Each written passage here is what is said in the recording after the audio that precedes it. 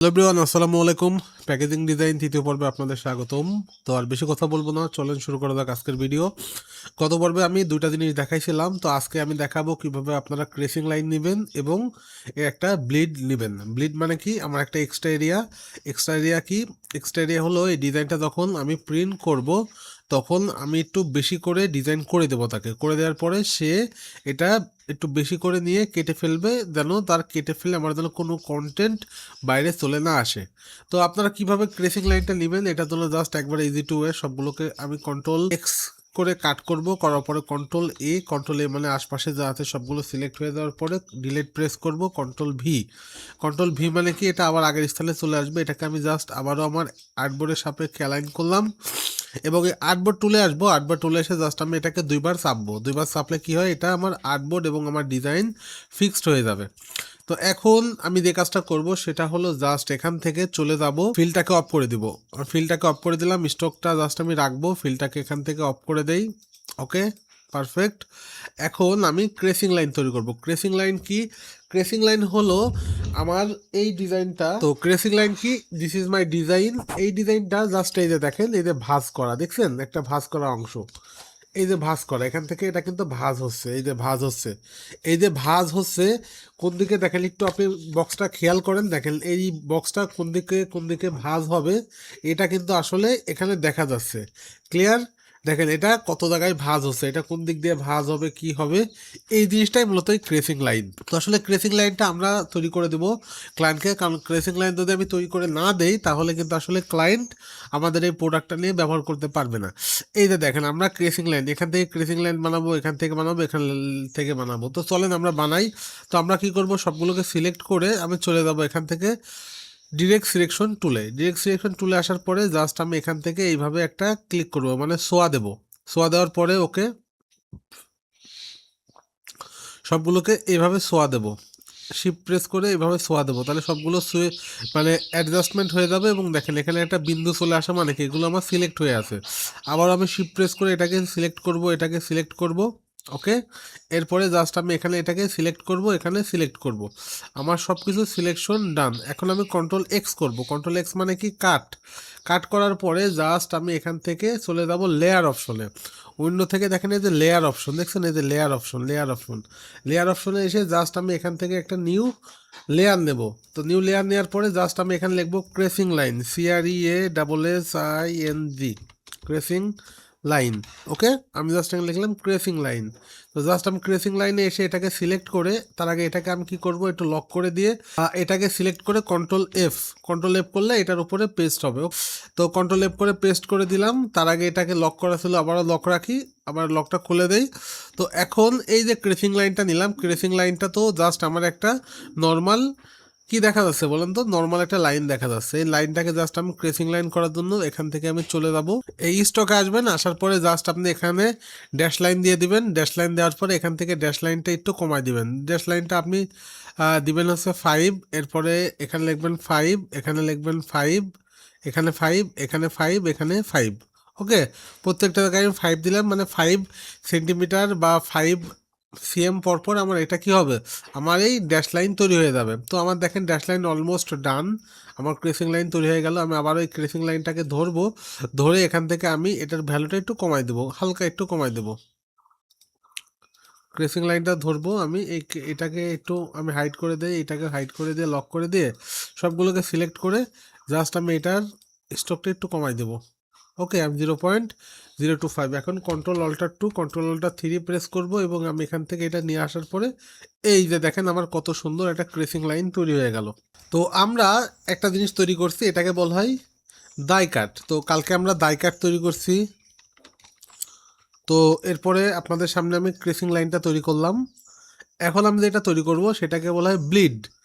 Bleed মানে কি, যেটা বললাম যে এক্সট্রা এরিয়া, আমার জাস্ট এক্সট্রা এরিয়ার ভিতরে ডিজাইনটা করতে হবে, বা কাটাকাটি এক্সট্রা জন্য হ্যাজেল না হয়, আমার কন্টেন্ট কেটে যেন না যায়।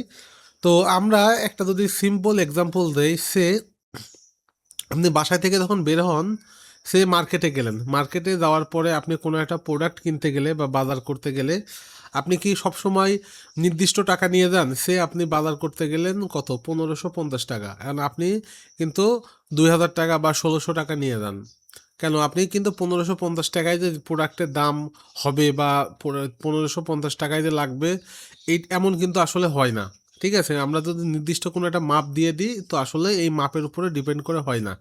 এই জন্য আমরা কি করি, একটু এক্সট্রা এরিয়া তৈরি করে দেই। এর এই এক্সট্রা যে এরিয়া, এই এক্সট্রা এরিয়াটাকেই বলা হয় ব্লিড। আর এই ব্লিডেই মূলত আসলে আমাদের মূল খেলাটা। মানে ব্লিডটা যদি আপনি একটু এক্সট্রা এরিয়া দেন তাহলে আপনার ডিজাইনটা সেফ থাকবে, প্রথম কথা। দ্বিতীয় কথা, আপনার এই ডিজাইনে কোনো প্রকারের সাইড থেকে বা কোনো প্রকারের ডিজাইনের যে কন্টেন্ট, এই কন্টেন্টগুলো কাটবে না। তো অবশ্যই আপনাকে এই ডিজাইন করার আগে এই ব্লিডটা দিয়ে দিতে হবে। তো জাস্ট আমি এটাকে লক করে দিলাম, এটাকে লক করে দেই ক্রেসিং লাইনটা। তো এখন এই ব্লিডের এটাকে দাই কাটটাকে আবারও নিলাম। দাই কাট নেওয়ার পরে দাই কাটটাকে জাস্ট আমি অল্টার প্রেস করে কপি করলাম। কপি করে জাস্ট আমি এটার সাপেক্ষে ছেড়ে দিলাম, এটা কপি হয়ে গেল। তো এখন এই কপি হওয়ার পরে কপি নিচে রাখলাম, উপরের দুইটাকে লক করে দিলাম। এখন এটা আসলো, এটাকে জাস্ট আমি কি করব, সবগুলোকে সিলেক্ট করে জাস্ট আমি প্রথমত যে কাজ করব সেটা হলো অবজেক্ট। অবজেক্ট থেকে আমি আগে এক্সপ্যান্ড অ্যাপিয়ারেন্স করে নেব, এরপর আবারও অবজেক্ট থেকে এক্সপ্যান্ড, এরপরে অবজেক্ট থেকে পাথ, পাথ করে জাস্ট এখানে অফসেট পাথ দিয়ে দেব। আবারও দেই অবজেক্ট থেকে পাথ, এই অফসেট পাথ। এখন অফসেট পাথ করার পরে জাস্ট এখানে কি আছে, এটা মিটারে আছে। তো আমি আবারও রাইট ক্লিক করে আমি এখান থেকে পিক্সেলস করে নেব ফার্স্টে। করার পর আবার অবজেক্ট থেকে পাথ, অফসেট পাথ। এখন এটাকে জাস্ট আমি ট্রাই করব 5 পিক্সেল বা হ্যাঁ 4 পিক্সেল মতো করতে, বা 5 পিক্সেল করতে, 5 পিক্সেলই রাখি। এরপর আমি এখান থেকে জাস্ট রাউন্ডেড থাকবে, যেহেতু আমার এটা রাউন্ডেড, ওকে করে দেবো। ওকে করে দেওয়ার পরে আমার এখানে কাজটা কি, উইন্ডো থেকে চলে যাবো, একটা অপশন আছে দেখেন পাথ ফাইন্ডার। কইতা পাথ ফাইন্ডার, এই যেখানে আছে পাথ ফাইন্ডার, এখান থেকে আমি ইউনিট করে দেবো। ইউনিট করে দেওয়ার পরে রাইট ক্লিক করে জাস্ট এখান থেকে আমি রিলিজ কম্পাউন্ড পাথ। এরপরে কি করব, আমরা জাস্ট আবার ওটাকে ইউনিট করে দেবো। এই যে দেখেন আমার ডিজাইনের মূল স্ট্রাকচার তৈরি হয়ে গেছে। মানে এই ব্লিডের উপরে মূলত আমরা ডিজাইন করব। তো এখান থেকে জাস্ট আমি এটাকে তৈরি করলাম। তৈরি করার পরে সবগুলোকে জাস্ট আবার আমি ইউনিট করে দেবো। ইউনিট করে দেওয়ার পরে আমি এই যে এখানে চলে আসবো আমার লেয়ার অপশনে। লেয়ার অপশনে আসার পরে জাস্ট আমি এটাকে নিয়ে আসবো। আসার পরে এখন আমি এটাকে ধরবো, সবগুলোকে আগে আনলক করব। আনলক করার পরে এটাকে ধরবো, ধরে অ্যারেঞ্জ থেকে সেন্ড টু ব্যাকে করে দেব। ওকে, পারফেক্ট। তো এখন এটাকে জাস্ট আমি একটু লক করে রাখি। এটাকে জাস্ট আমি একটু উপরে নিয়ে আসবো, ডাই কাটটা উপরে নিয়ে আসলাম। ক্রেসিং লাইনটা জাস্ট আমার এই ডিজাইনের উপরে আসবে। তো জাস্ট আমি ক্রেসিং যে লাইন, এটাকে জাস্ট আমি একটু হাইড করে আমার ক্রেসিং লাইনের যে কালার, তার আগে আমি এটাকে লক করে রাখি। ক্রেসিং লাইনের কালারটা আমি একটু চেঞ্জ করে দেবো। তো ক্রেসিং লাইনের কালারটা আমি ব্ল্যাক করে দিতে পারি, আমি ব্ল্যাক করে দিলাম। এবং এটাকে জাস্ট আমি নিয়ে আসলাম, এমন নিয়ে আসলাম। এখন এই যে দেখেন আমার কিন্তু ভিজিবল দেখা যাচ্ছে, দেখছেন কত সুন্দর দেখা যাচ্ছে। তো এইভাবে মূলত আপনাকে একটা ডিজাইন করতে হলে ডিজাইনের মূল যে থিওরি বা একটা ডিজাইন করার আগে যে আপনাকে ডিজাইন প্রিন্সিপাল, এই প্রিন্সিপালটা ইউজ করতে হবে। তো এখন আবার আমি আর্টবোর্ড টুলে আসবো। আর্টবোর্ড টুলে আসার পরে জাস্ট আমি এখানে দুইবার ক্লিক করব, তাহলে আমার এই আর্টবোর্ড অনুপাতে ডিজাইনের এক্সট্রা এরিয়া অনুপাতে আমার এটা ফিক্সড হয়ে যাবে। এখন আমি যে কাজটা করব সেটা হলো জাস্ট এটা লক করে রাখবো, এটাকে লক, এটাও লক। ওকে, তো জাস্ট এবার নিচের যেটা আছে এটাকে আমি লিখে দেবো ব্লিড, BLEED, ব্লিড। ব্লিড মানে আমার এক্সট্রা এরিয়া। এখন আমি আর একটা এখান থেকে নিউ আইটেম নেব। নিউ আইটেম মানে নিউ লেয়ার, নিউ লেয়ারে আমি উপরে চলে যাব এবং এটাকে আমি লিখবো এখন ডিজাইন, DSIGN। তো আপনাকে একটা প্যাকেজিং ডিজাইন করতে হলে অবশ্যই এই কয়টা জিনিস ডিপেন্ড করে, এই কয়টা জিনিস আপনাকে আসলে তৈরি করার পরেই মূলত আপনি ডিজাইনে পদার্পণ করতে পারবেন বা একটা ডিজাইন করতে পারবেন। তাছাড়া আপনি যদি প্যাকেজিং ডিজাইন করে কাউকে প্রোভাইড করেন তাহলে কিন্তু সেই প্যাকেজিং ডিজাইনটা কোনো কাজে লাগাতে পারবে না এবং আপনার সম্পূর্ণ আপনি যে টাকা তার কাছে চার্জ করবেন এই টাকাটা কিন্তু আপনাকে তাকে রিটার্ন করে দিতে হবে। মানে আপনি বুঝতেছেন, একটা প্যাকেজিং ডিজাইন এটা কিন্তু 8-10টা ডিজাইনের মতো না, বা 8-10টা ডিজাইনের মতো সহজ কোনো কিছু না। আপনাকে একটা প্যাকেজিং ডিজাইন করতে হলে অবশ্যই মাপজোকটা মেইন বিষয় এখানে, কারণ এখানে 1 mm যদি আপনার কেটে যায় তার মানে কি আপনার ডিজাইনের কন্টেন্ট কেটে যাবে এবং আপনার ডিজাইনটা লক হবে না বা বক্সটা ফিক্সড হবে না। তো আপনাকে এই ফিক্সড করতে হলে, লকটা সঠিকভাবে লাগাতে হলে অবশ্যই আপনাকে কি করতে হবে, স্কেল দিয়ে মেপে মেপে এবং অবশ্যই আপনাকে মাথা ঠান্ডা করে প্যাকেজিং ডিজাইন করতে হবে। কারণ আপনি যদি এই টাইপের প্যাকেজিং ডিজাইন করেন, আমি একটু ফাইবারে আসবো, ফাইবারে আসার পরে সর্বনিম্ন রেটটা আপনাকে দেখাই।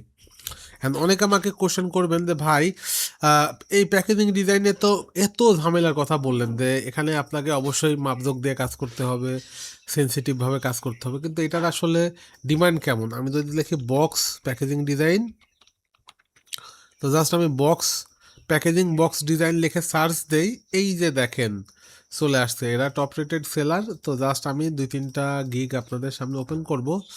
তো এই যে দেখেন, দেখছেন সর্বনিম্ন $25, মানে বাংলাদেশে প্রায় 2600-2700 টাকা সর্বনিম্ন। জাস্ট হচ্ছে সিঙ্গেল পার্ট, সে শুধু সিঙ্গেল পার্ট দাই কাট, দেখছেন এই যে দেখতে লেখা দাই লাইন দাই কাট অফ প্যাকেজিং। সে কিন্তু ডিজাইনও করে দিবে না। যদি ডিজাইন করে দিত তাও একটা কথা হইতো, ঠিক আছে, সে কিন্তু আসলে ডিজাইনও করে দেবে না, সে খালি দাই লাইন দাই কাট তৈরি করে দেবে। এই যে আমাদের এমন, ঠিক আছে, এই যে দাই লাইন দাই কাট, দেখছেন এই যে জাস্ট দাই লাইন বা ক্রেসিং লাইন যাই বলেন, এই দাই লাইন এবং দাই কাট এই দুইটা জিনিস খালি তৈরি করে দেবে। তো এটার জন্য কিন্তু সে কি নেবে, $25 নেবে।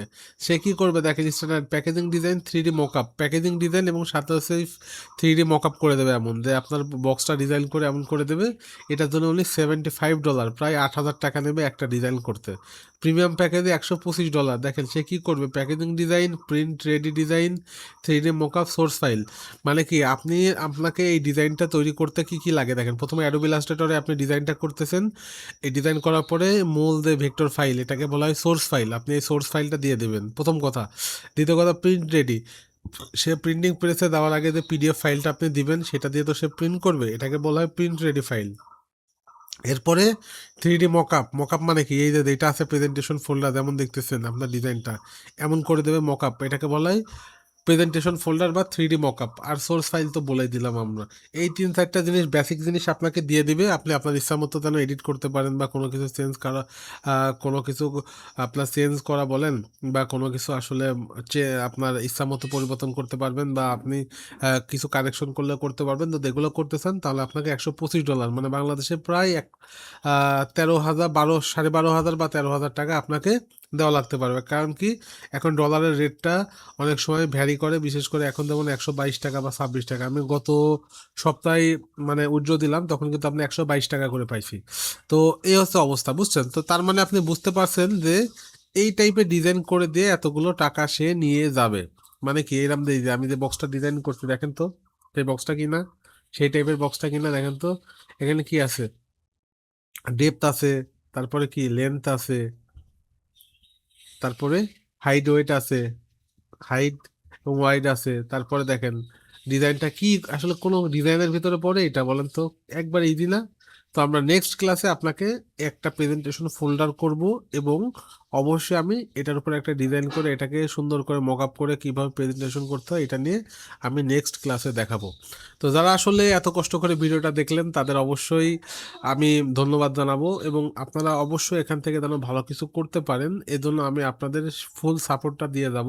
আপনারা চেষ্টা করবেন মনি আইটি ইনস্টিটিউটের সঙ্গে থাকতে, কোনো প্রকারের কোনো কোর্স করা লাগবে না কারো কাছে। আমি আপনাকে কথা দিচ্ছি, আপনি যদি আমার চ্যানেলের সঙ্গে থাকেন আপনি এখান থেকে অনেক ভালো কিছু করতে পারবেন। আপনি প্যাকেজিং ডিজাইন না, প্যাকেজিং ডিজাইন ছাড়াও বিভিন্ন গ্রাফিক ডিজাইনের বিভিন্ন রিসোর্স আপনি এখান থেকে শিখতে পারবেন সম্পূর্ণ ফ্রিতে। আর এরপরে অনেক সময় আছে, অনেকে আবার কোশ্চেন করেন যে ভাই আসলে আমরা একটা কোর্সের আওতায় আসলে ভালো হয়, কোর্স করলে কি হয় যে আপনি একটা প্রপার গাইডলাইনের উপরে থাকেন। আমি প্রতিদিন হয়তো বা আপনাকে ভিডিও এখন দিতে পারছি, আমি ফ্রি আছি। এক সপ্তাহ পর যদি আমার ক্লায়েন্টের কাজ বেশি হয়ে যায় তখন কিন্তু আমি ফ্রি থাকবো না, তখন কী হবে, আপনি এক সপ্তাহ যে শিখতেছেন এই শেখার সিকোয়েন্সটা মনে করেন নষ্ট হয়ে যায়। তো এই নষ্ট হওয়ার জন্য অনেকে বলেন যে কোর্স লঞ্চ করবেন কিনা।